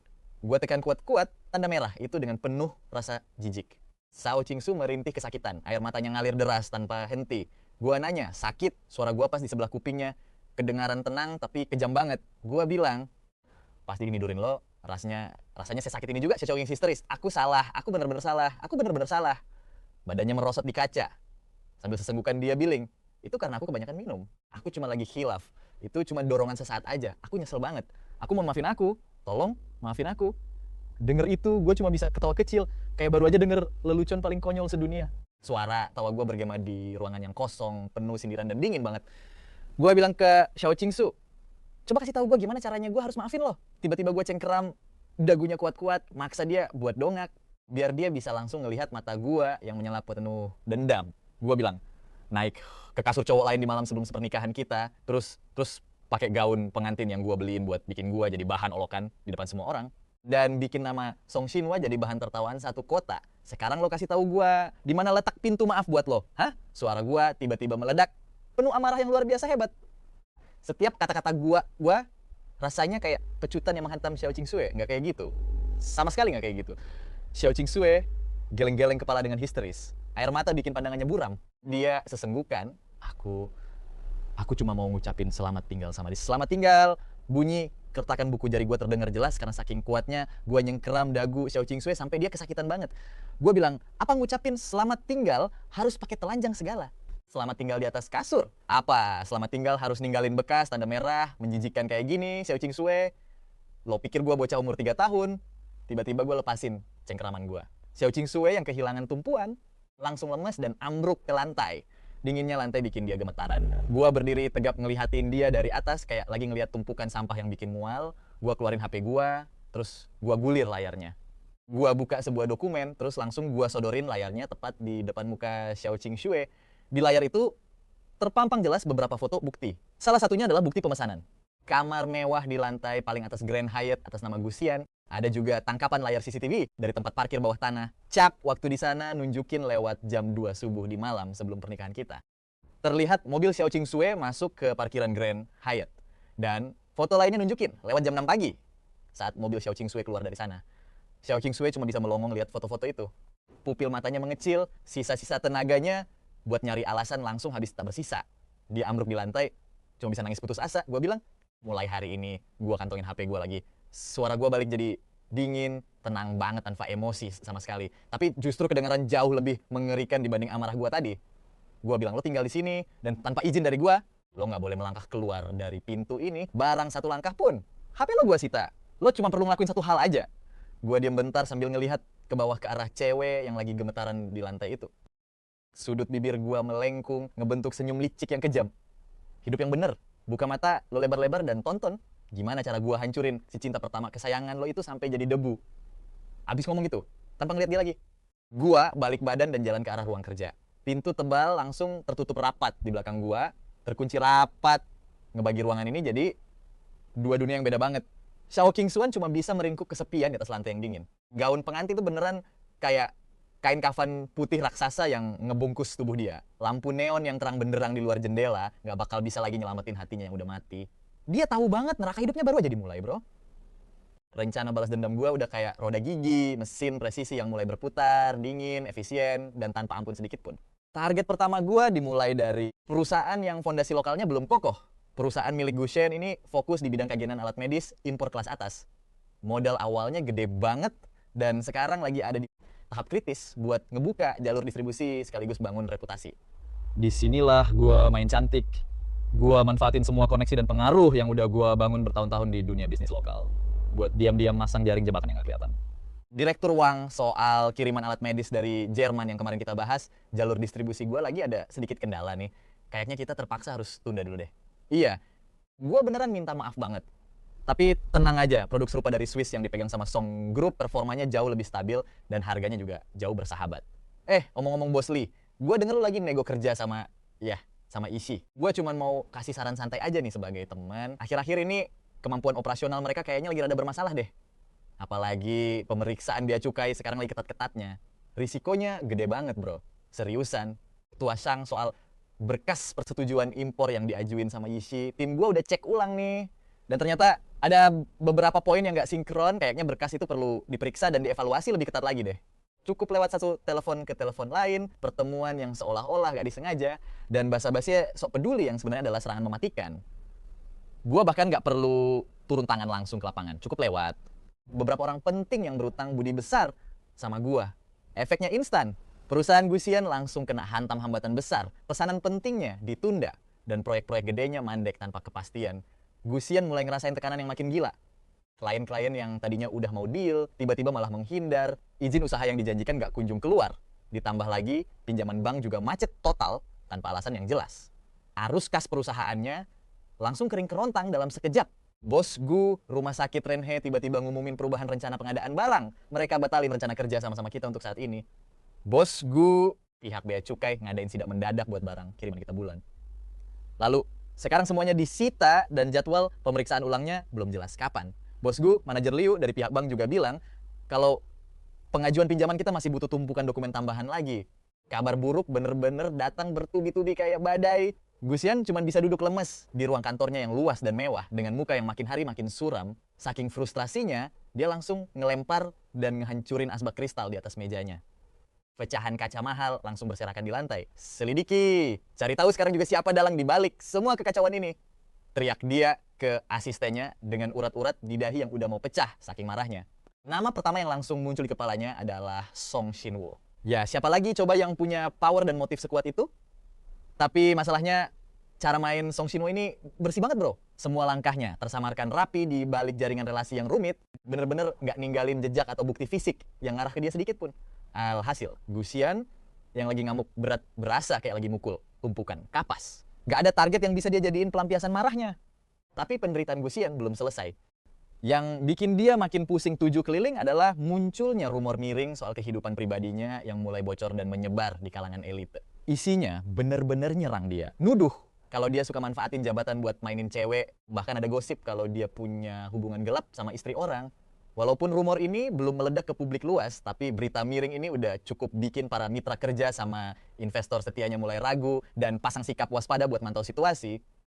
Gue denger-dengar kehidupan pribadinya Gusian, itu nggak bener ya? Katanya dia ada main sama istri orang.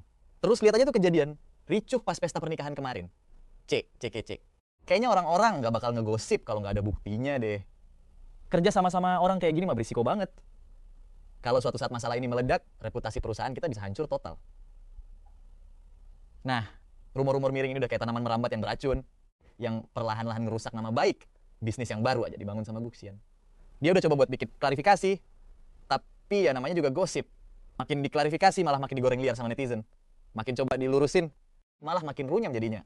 Di waktu yang sama, fokus gue juga beralih ke Xia Qingshu. Gue emang gak pernah lagi nginjekin kaki di Gria Tawang mewah itu, tapi hidup Xia Qingshu di sana bener-bener udah kayak di neraka, bahkan lebih parah dari penjara. Semua alat komunikasi di apartemennya diputus total. Akses internet diblokir habis-habisan. Apartemen mewah yang super luas itu seketika berubah jadi makam megah yang sunyi, cuma menyisakan tumpukan barang mati. Dan pemandangan malam kota yang itu aja di luar jendela. Setiap hari ada asisten rumah tangga paruh waktu yang datang, nganterin makanan dan minuman sederhana sesuai jadwal, beresin ruangan, terus langsung pergi gitu aja tanpa suara. Dia bener-bener nganggep Xia Qingshu kayak angin lalu. Xia Qingshu benar-benar terkurung di dalam sangkar emas ini, terisolasi total dari dunia luar. Dia nggak tahu apa-apa soal kejadian di luar sana, nggak tahu kabar orang tuanya, dan jelas nggak tahu kalau Gusian sekarang lagi di ujung tanduk. Tekanan mental yang super berat ditambah rasa bersalah yang terus menyiksa batinnya siang dan malam, bikin fisiknya merosot drastis. Dia sering banget begadang semalaman, cuma bisa duduk meringkuk sendirian di pojokan dekat jendela kaca besar di ruang tamu sambil ngeliatin kerlap-kerlip lampu kota dan kemacetan di bawah sana. Tatapan matanya kosong melompong kayak danau mati. Kadang, dia bakal bergumam sendiri di depan kaca dingin itu sambil senangis. Aku salah, Song Shin-woo. Aku bener-bener salah. Tapi ya, nggak ada yang jawab selain keheningan malam yang sunyi. Nggak lama setelah itu, dia mulai ngerasain gejala mual-mual parah setiap pagi. Awalnya, dia pikir itu cuma masalah lambung biasa gara-gara stres berat. Sampai pada suatu pagi, dia lari ke kamar mandi dan muntah-muntah hebat sampai kepalanya pusing keliengan. Pas dia ngeliat wajahnya yang pucat dan kuyu di cermin, tiba-tiba ada satu pikiran mengerikan yang langsung nyamber otaknya kayak disambar petir. Dengan tangan gemetaran, dia langsung megang perutnya yang masih rata itu. Plot twist! Malam sebelum pernikahan kemarin, dia dan Gusian emang main tanpa pengaman sama sekali. Rasa takut yang luar biasa langsung nyelimutin pikirannya saat itu juga. Dia lemes dan langsung terduduk di lantai keramik dingin. Seluruh badannya langsung gemetaran dan dingin seketika. Anak yang harusnya nggak pernah ada ini, bener-bener bakal jadi petaka terakhir buat dia. Kalau sampai Song Shin-woo tahu soal kehamilan ini, dia nggak berani ngebayangin hukuman kejam apa lagi yang bakal dia terima. Beberapa hari kemudian, pas si asisten rumah tangga datang lagi buat nganterin makanan, Xia Qingshu yang udah putus asa nyari jalan keluar langsung, lari dan megang erat tangan asisten itu sambil memohon dengan suara serak. Tolong beliin sesuatu buat saya. Saya mohon banget, saya bakal kasih kamu uang. Banyak uang bahkan, tapi si asisten rumah tangga itu malah nepis tangannya dengan muka datar. Tatapannya dingin banget kayak lagi ngeliat orang gila. Taruh makanannya ke bawah, lalu langsung balik badan dan pergi gitu aja. Xia Qingshu langsung ambruk dan nangis histeris karena putus asa. Dia tahu dia nggak bakal bisa kabur, dan rahasia kehamilan ini nggak bakal bisa disembunyiin selamanya. Sangkar Mas ini adalah panggung eksekusi mati yang emang udah disiapin matang-matang sama Song Shin-woo buat dia. Punya sayap pun dia nggak bakal bisa terbang bebas dari sini. Sementara itu, masalah yang dihadapi Gusian makin hari makin numpuk kayak bola salju yang menggelinding liar. Serangan rahasia dari Song Shin-woo bener-bener sangat akurat dan mematikan. Bro, ditambah lagi rumor miring kemarin makin memicu amarah publik dan akhirnya gong kehancurannya tiba. Muncul laporan panas yang nuduh kalau perusahaan Gusian sengaja pakai dokumen palsu buat nipu pejabat demi dapetin izin impor. Nggak cuma itu, ada juga laporan anonim soal kasus penggelapan pajak bea cukai dalam jumlah fantastis, lengkap dengan beberapa potongan video yang udah diedit rapi yang nunjukin kalau dia punya skandal aliran dana haram ke banyak cewek simpanannya. Semua bukti-bukti maut itu dikirim barengan ke kantor pemeriksaan pajak, Direktorat Jenderal Bea Cukai, dan beberapa media bisnis paling berpengaruh. Berkas laporan yang numpuk di meja redaksi itu detail banget, argumennya tajam, dan langsung nyebut nama dia secara gamblang. Walaupun beberapa bukti intinya masih harus diperiksa ulang. Tapi di tengah situasi panas kayak gini, info segitu aja udah cukup buat bikin tsunami opini publik. Tim gabungan dari kantor pajak dan bea cukai langsung gercep ke gerebek kantor perusahaan milik Gusian hari itu juga. Semua buku laporan keuangan disegel, Sistem komputer disita, semua aktivitas bisnis dihentikan paksa, dan para karyawan langsung panik ketakutan. Semuanya benar-benar berantakan, kacau, balau. Di waktu yang hampir barengan, beberapa koras bisnis dan akun media sosial besar mulai viralin berita ini dengan headline yang makin lama makin gila. Pebisnis muda, sukses, jatuh miskin. Bos Gu dari Yiswi terjerat, skandal pajak dan penyelundupan. Musuh publik baru, mantan elite luar negeri Gusian. Sisi gelap di balik kemewahan, skandal asmara, dan lubang hitam keuangan. Dan puncaknya, kelanjutan skandal pernikahan viral kemarin, pemeran utama pria terancam hancur karena berita lebih heboh. Nekat terjang, bahaya demi, rebut istri, orang. Walaupun artikel itu nggak nyebut nama dia secara langsung, tapi semua pembaca tahu banget kalau itu nyindir dia. He's cook, bro! Nama Gusian sama perusahaannya langsung melejit ke puncak trending topik. Nah, habis itu langsung diserbu netizen sampai akun medsosnya lumpuh total. Isinya cuma caci maki, sumpah serapah, dan data pribadinya yang bocor kemana-mana. Spekulasi liar netizen langsung membanjir kayak air bah. Citra cowok, jenius idaman yang dia bangun bertahun-tahun, plus persona elit, lulusan luar negerinya langsung hancur lebur cuma dalam semalam. Sekarang dia dicap sebagai cowok bajingan, penipu, dan penyelundup. Para partner bisnisnya langsung mutusin kontrak satu persatu. Telepon dari penagih utang bank gak berhenti bunyi, dan para investor yang ngamuk nuntut duit mereka balik sambil minta pertanggungjawaban. Perusahaan Gusian tempat dia mempertaruhkan seluruh jiwa raga dan aset keluarganya. Bisnis yang baru aja mau berkembang di tanah air langsung kena hantaman badai dahsyat ini. Akhirnya bisnis itu langsung hancur di depan mata semua orang. Gusian sekarang ngurung diri di kantornya dengan tirai tertutup rapat. Lantainya berantakan parah dan setelan jas mahalnya udah kusut gak karuan. Rambutnya acak-acakan, matanya cekung, dan merah padam. Dia cuma bisa natap kosong ke arah berita utama dan komentar pedas di layar komputer. Pas ngeliat tumpukan notifikasi pemutusan kontrak kerja sama dan tagihan utang di HP-nya, rasa putus asa yang dingin langsung menyelimuti dirinya. Semuanya udah berakhir, karir, reputasi, masa depan, dan semua hal yang selama ini dia banggakan dalam hidupnya langsung lenyap. Semuanya hancur gara-gara serangan brutal dan super presisi dari Song Shin-woo. Lu bahkan bisa bayangin gimana Song Shin-woo lagi duduk santai di suatu tempat sambil tersenyum dingin, nikmatin momen kehancuran musuhnya ini. Song Shin-woo bener-bener gila. Gusian langsung ngamuk dan nyapu bersih semua komputer, dokumen, sama pajangan di mejanya sampai hancur berantakan di lantai. Suaranya bener-bener bising. Dia udah kayak binatang buas yang tersudut, meraung dan teriak frustrasi di dalam ruang kerjanya. Dia bahkan mukul tembok keras-keras sampai tangannya berdarah. Sambil mengertakkan gigi, dia berteriak, "Bajingan, bakal gue bunuh lu. Gue pasti bakal habisin lu." Tapi di balik kemarahan itu sebenarnya ada ketakutan yang luar biasa dingin. Karena kalau kasus pajak dan penyelundupannya ini sampai terbukti, habislah sudah. Yang menanti dia cuma sel penjara yang gelap gulita. Jelas dia nggak mau tinggal diam nunggu ajal menjemput. Dia mau nyoba peruntungan terakhirnya. Dengan tangan yang gemetar parah, dia buru-buru nelepon Xia Xingshui, nomor telepon yang dia pikir udah lama dibuang sama Song Shin-woo. Sekarang dia butuh duit dalam jumlah yang super banyak biar bisa kabur ke luar negeri secepatnya. Selama dia bisa lolos dari sini, dia pikir dia masih punya peluang buat bertahan hidup. Nada sambungnya bunyi lama banget. Pas Gusian udah hampir putus asa, akhirnya teleponnya diangkat. Xingshui, ini lu kan? Suara Gusian sampai gemetaran parah gara-gara panik dan ketakutan setengah mati. Dia memohon, tolong selamatin gue. Si gila Song Shin-woo itu mau bunuh gue. Gue butuh duit banyak banget sekarang. Tolong bantu gue demi hubungan kita yang dulu. Tolong bantu gue sekali ini aja. Kali ini gue bakal bawa lu pergi dari sini. Kita tinggalin tempat ini bareng-bareng. Tapi di seberang telepon cuma ada keheningan panjang yang mencekam. Xia Xingshui, ngomong dong. Perasaan Gusian langsung gak enak dan mulai ketakutan. Akhirnya sebuah suara dingin yang sangat-sangat dia kenal terdengar dari telepon. Suara itu terdengar kayak bisikan dari neraka, lengkap sama tawa mengejek yang bikin merinding. "Gusian, lu ada urusan apa ya sama mantan istri gue?" Detik itu juga, otak Gusian langsung ngeblank. Darah di sekujur tubuhnya berasa ikutan beku. Ternyata yang pegang HP Xia Xingshui itu Song Shin-woo. Gusian langsung ngomong sambil gemetaran. Lu. Tapi giginya gemetaran parah sampai nggak bisa lanjutin kalimatnya. Terus langsung gue potong, mau kabur ya? Suara gue terdengar sangat puas dan kejam. Kayak kucing yang lagi mainin tikus buruannya. Gue bilang udah telat bro. Di bandara, pelabuhan, bahkan semua jalur pelarian yang ada di otak lu. Udah ada orang-orang gue yang siap buat nyambut lu. Soal duitnya, gue ketawa kecil lalu bilang, simpen aja buat beli rokok pas lu udah di dalam penjara nanti. Song Shin-woo, lu gak bakal bisa mati dengan tenang. Teriak Gusion dengan penuh keputusasaan. Gue cuma jawab dengan dingin, soal gue mati tenang atau enggak, itu urusan nanti. Gue diam sejenak terus lanjut ngomong. Tapi yang jelas Gusion, masa kejayaan lu udah tamat. Telepon langsung gue matiin gitu aja, menyisakan suara tutut yang dingin. Di seberang sana, Gusion megang HP-nya erat-erat. Badannya langsung lemas kayak patung tanpa tulang.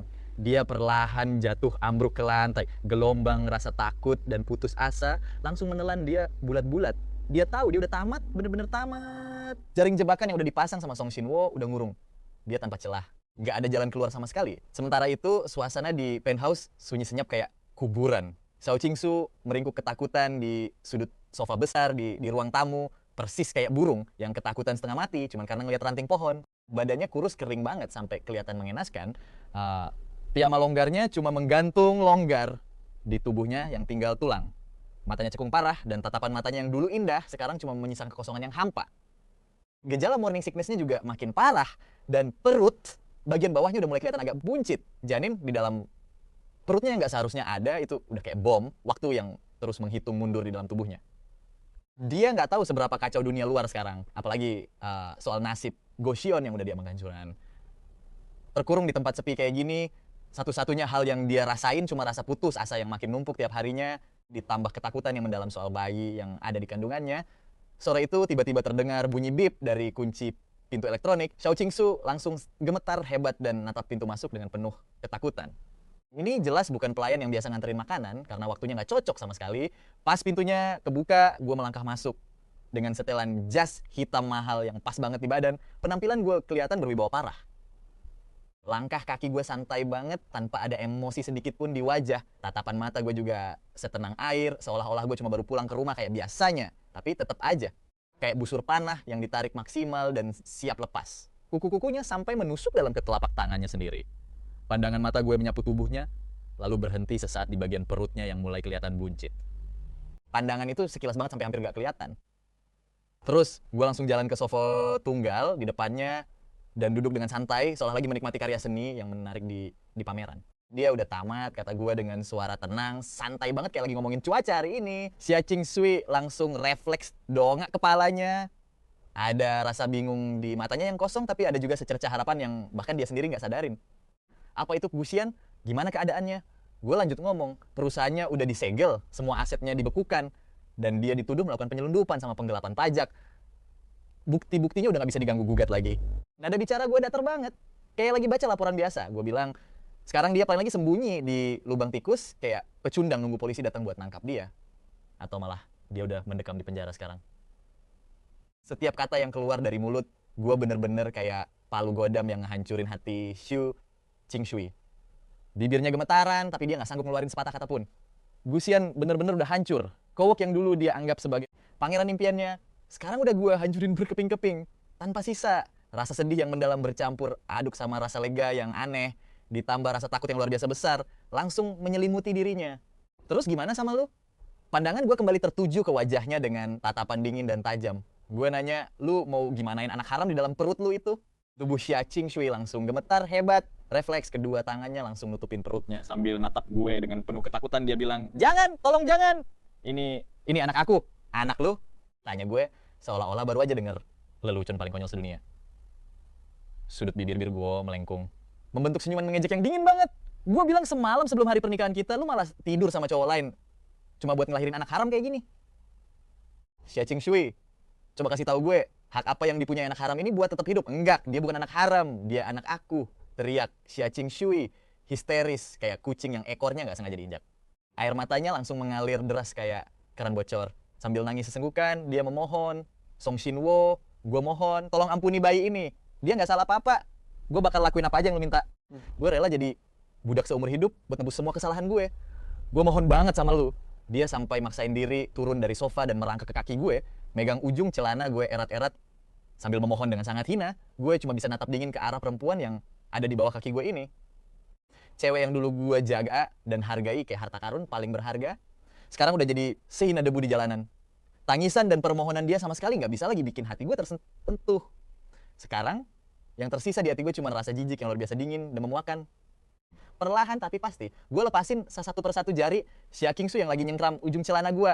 Gerakan gue santai banget, tapi di balik itu ada ketegasan dingin yang benar-benar bikin merinding. Gue bilang, besok jam 9 pagi, terus gue berdiri natap dia dari atas. Bakal ada orang yang jemput lo, pergi ke rumah sakit dan beresin anak haram itu. Tapi dia langsung teriak histeris. Enggak, aku nggak mau pergi. Xia Qingsui nangis meraung-raung, langsung nerjang ke depan nyoba buat megang kaki gue lagi. Song Shin-woo, kamu nggak boleh sekejam ini. Dia juga punya nyawa. Tapi dengan gampang gua ngehindar. Tatapan gua dingin banget. Kayak lagi ngelihat mayat. Gua bilang, lo nggak punya pilihan, mau pergi sendiri, atau gua sengaja jeda kalimat gua lalu lanjut dengan nada yang gelap, gua yang bakal bantu lo buat memberesinya. Gua neken kata memberesinya dengan penuh penekanan, bener-bener ancaman yang mengerikan.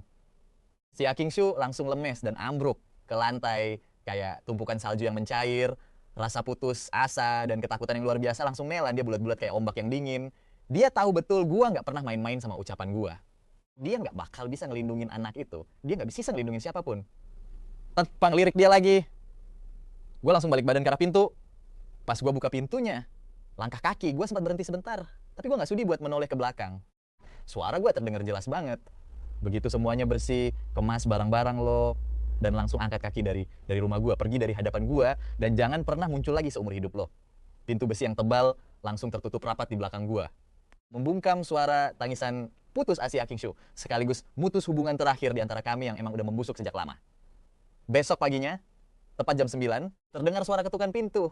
Dua pria asing berjas hitam dengan muka datar datang. Si Akingshu yang udah kayak mayat hidup, tanpa jiwa, setengah dipapah dan dikawal keluar dari sana. Penjara yang udah ngurung dia sekian lama, dia sama sekali gak ngelawan. Tatapannya kosong melompong, ngebiarin mereka masukin dia ke dalam mobil hitam. Mobil itu melaju kencang ke arah rumah sakit swasta kelas atas yang lingkungannya sangat mewah dan tenang. Pelayanannya emang ramah banget, tapi tempat itu tetap bau menyengat khas disinfektan yang dingin. Si Akingshu berbaring pasrah di atas meja operasi yang dingin. Sorotan lampu operasi yang silau bikin dia nggak bisa ngebuka matanya. Dia cuma bisa ngelihat para dokter dan perawat bermasker yang matanya dingin tanpa emosi, sambil denger bunyi dentingan alat medis berbahan logam yang bikin merinding. Obat bius pun mulai disuntikan ke dalam pembuluh darahnya. Kesadarannya perlahan mulai hilang. Di detik-detik terakhir sebelum semuanya jadi gelap gulita, sayup-sayup dia ngelihat Song Shin-woo lagi berdiri di balik jendela kaca besar ruang operasi, natap dia dengan wajah yang sangat datar. Senyuman tipis nan dingin kelihatan tersirat di sudut bibirnya. Pas si Akingshu siuman lagi, dia udah berbaring di dalam kamar perawatan. Bagian perut bawahnya terasa nyeri dan kosong. Secara insting, dia megang perutnya, kandungan yang tadinya menonjol sekarang udah rata dan kosong, semuanya benar-benar kosong. Hatinya, tubuhnya, masa depannya, semua hal di dunia ini udah lenyap bersamaan dengan hilangnya nyawa anak yang gak diinginkan itu. Seorang perawat masuk ke kamar, lalu nyerahin amplop tebal dan map dokumen dengan wajah dingin. Nona Xia, operasinya berjalan sangat lancar. Ini barang-barang yang ditinggalin sama Tuan Song buat Anda. Semua urusan administrasi udah selesai, Anda bisa pulang kapan aja. Dengan tangan gemetar, si Akingshu nerima amplop itu. Di dalamnya ada segepok uang tunai yang tebal. Di dalam map itu juga ada kartu identitas, paspor, dan surat cerai yang udah ditandatangani lengkap dengan stempel merah menyala. Tanda tangan Song Shin-woo di sana, kelihatan tegas dan mencolok. Tintanya bener-bener neken kertas itu sampai dalam. Dia ngeliatin surat cerai itu, lalu meraba perutnya yang udah rata lagi. Tiba-tiba bibirnya bergetar dan dia mulai tertawa tanpa suara. Tawa itu makin lama makin kencang, makin gila dan histeris. Tapi air matanya terus mengalir deras kayak benang mutiara yang putus. Drama makonyolnan menyedihkan yang dia mulai sendiri akhirnya berakhir. Tirai panggungnya resmi ditutup dengan cara yang paling kejam dan mutlak. Beberapa hari kemudian, si Akingshu yang udah kayak mayat hidup gentayangan pergi bawa tas berisi uang tunai dan dokumen itu, lalu diam-diam naik pesawat menuju arah selatan seorang diri. Gak ada satupun orang yang dia kasih tahu, gak ada juga yang nganter kepergiannya. Dia milih buat tinggal di kota pesisir yang asing banget, tempat yang gak ada Song Shin-woo, gak ada Gu Xian, dan gak ada bayang-bayang masa lalunya yang kelam. Yang tersisa buat dia cuma masa depan yang suram, ditemani penyesalan dan kesedihan tanpa akhir yang bakal ngehantuin dia selamanya. Epilog. Gua berdiri di depan jendela kaca raksasa dari lantai ke langit-langit di kantor ketua grup Song, salah satu titik tertinggi di kota ini. Di bawah sana, jalanan super padat dan orang-orang kelihatan sekecil semut. Cahaya matahari terbenam, menyelimuti langit dengan warna merah membara yang sangat megah, nyinarin tubuh gua yang tegap dengan bias cahaya yang dingin. Di tangan gua ada sesegelas whisky yang cairannya bergoyang pelan. Nggak ada lampu yang dinyalain di kantor ini, cuma ada seberkas cahaya. Dari luar jendela yang masuk, bikin wajah gua yang tegas ini dihiasi bayangan dramatis. Layar ponsel gua tiba-tiba menyala, nampilin berita yang lagi trending, hangat. Yang pertama, penasihat hukum medis Gu Xian resmi ditangkap atas dugaan keterlibatan kasus penyelundupan dan penggelapan pajak kelas kakap. Mantan elite lulusan luar negeri itu sekarang mendekam di balik jeruji besi. Legenda bisnis itu kini benar-benar hancur lebur. Menguak hancurnya reputasi Gu Xian. Skandal percintaan yang berujung pada kerugian finansial yang sangat besar. Di bawahnya ada foto Gusian yang lagi digelandang polisi, rambutnya berantakan, wajahnya pucat pasi, dan matanya kelihatan kosong kehilangan gairah hidup. Aura keemasannya yang dulu diagung-agungkan sekarang berubah jadi penderitaan yang mengenaskan. Tatapan gue nyapu bersih semua berita utama. Itu dengan wajah super datar. Gue langsung angkat gelas whisky gue, lalu meminum sedikit cairan keras itu. Alkoholnya mengalir di tenggorokan gue, ngasih sensasi panas terbakar yang luar biasa. Pikiran gue melayang nginget sosok hancur Xia Qingshu yang udah kayak mayat hidup pas diusir dari apartemen gua. Mengingat tatapan matanya yang kosong dan penuh keputusasaan di atas meja operasi sebelum dia dibius total. Mengingat surat cerai yang udah ditandatangani itu dan juga teriakan histeris. Penuh ketakutan dari Gusian di telepon. Setiap memori itu terbayang jelas banget di otak gua tanpa ada yang terlewat sedikit pun. Nggak ada rasa bersalah, nggak ada penyesalan sama sekali. Cuma ada satu perasaan kayak aliran lahar panas yang mengalir deras dan bergejolak hebat di seluruh tubuh gue, lalu berkumpul di dada dan meledak dahsyat. Kepuasan murni, kebahagiaan luar biasa yang belum pernah gue rasain sebelumnya. Puas banget, bener-bener kemenangan mutlak yang luar biasa. Rasanya bisa ngehancurin musuh sendiri sampai jadi abu dan ngirim pengkhianat ini langsung ke neraka jahanam. Itu jauh lebih nikmat dibanding kesuksesan bisnis atau tumpukan harta manapun. Ini bikin jiwa gue ngerasain kepuasan destruktif yang mendalam. Berapa lama gue harus nyusun rencana ini, berapa lama gue harus nunggu, dan udah berapa lama gue harus nahan amarah dan kebencian yang mendalam ini. Sekarang semua rencana, kesabaran, dan langkah catur yang gue buat udah terbayar lunas dengan sangat sempurna. Reputasi Gusian hancur lebur tanpa sisa. Dia mendekam di penjara dengan tangan di borgol, masa depannya bener-bener lenyap jadi abu. Xia Qingshu udah kehilangan segalanya, fisik dan mentalnya hancur total, bahkan terpaksa harus angkat kaki dari rumahnya sendiri. Sisa hidupnya cuma bakal dihabisin dalam bayang-bayang penderitaan dan penyesalan mendalam. Sedangkan gua, Song Shinwo, udah ngebuktiin cara paling taktis, dingin, tapi paling mematikan buat ngebersihin hama ini dan balas dendam dengan tuntas. Gua langsung negak sisa whisky di gelas gua sampai habis. Cairan panas itu ngebakar tenggorokan gua, sekaligus nyulut api balas dendam di dada gua biar menyala lebih dahsyat dan gila dari sebelumnya. Gua balik badan ke arah sunset merah menyala di luar sana yang kelihatan kayak lagi membara hebat, lalu tersenyum lebar secara perlahan. Senyuman itu dingin dan setajam silet. Kayak pedang yang baru aja dicabut dari sarungnya, memancarkan kilatan es yang bikin siapapun merinding ketakutan tanpa ada kehangatan sedikit pun, melainkan penuh kepuasan sadis karena berhasil memegang kendali penuh. Kilau emas dari matahari terbenam terpancar